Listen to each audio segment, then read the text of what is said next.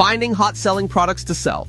In order to locate products that sell online, we need to understand what people already want to buy.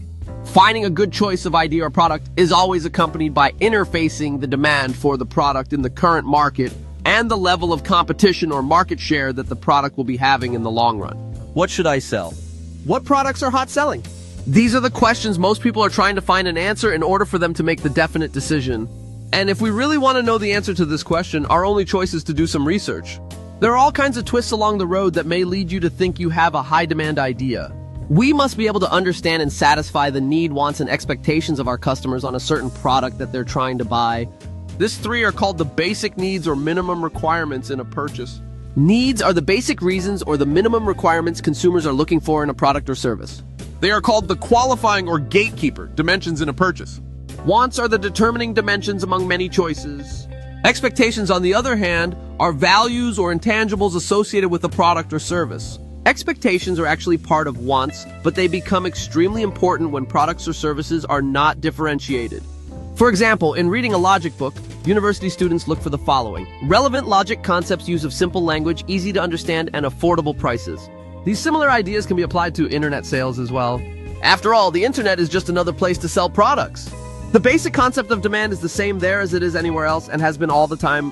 Now, the second thing that must be considered in finding hot products to sell are the level of competition or the market shares your product will have. Market share or level of competition means the ratio of your brand sales versus the total market sales. While companies would naturally define its target competitors, it is actually the consumers who ultimately decide the competitive frame or the list-related products or services that consumers consider when exercising their purchasing power. We must therefore choose the market segment where we can have a potential leadership or at least a strong challenger role. Because the overriding objective of getting into this business is not just to satisfy the needs and wants of our customers, but to do so profitably better than his competition. Otherwise, our competition will end up satisfying the customers better than our own interest. Third factor to be considered in finding hot-selling products is finding out the general interest level about the product. General interest in a product helps us to gauge where our demand and competition numbers fall into the big picture. Simply saying, if there isn't much demand for the product and there isn't much competition, it would seem that it might not be a good put up for sale. But the research doesn't stop here. There is one last thing to be considered to exactly find the hot-selling products that you've been looking for. We must also learn how others are advertising those products. If there are a good number of them doing so, it may mean that it's a good product to get into. Coming to the last phase of the process is analyzing and evaluating all the information that has been collected. We have to look at all of the data we have collected on demand, competition, and advertising and make a decision as how they all balance out. And here are several factors or aspects that must be measured.